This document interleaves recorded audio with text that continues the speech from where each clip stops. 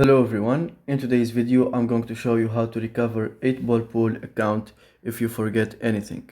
So first you open the application and here on the top left corner you will see your profile icon. So you click there and here in the options on the right corner you will see the gear icon. You just click there and here you just need to remember your old account is linked with what. If it is with Facebook, so you need to log in with Facebook, or if it is linked with Google Play, you need to do that, or if it is linked with that specific ID, you click there. And if you are already logging in with another account, you just log out and do the steps that I just explained, and just like this you can recover your account. And if you forgot your account is linked with what exactly, you just can go to official website and contact the support and they will help you to recover your old account. And that's it. Thank you for watching. If you found this video helpful, don't forget to subscribe and like the video.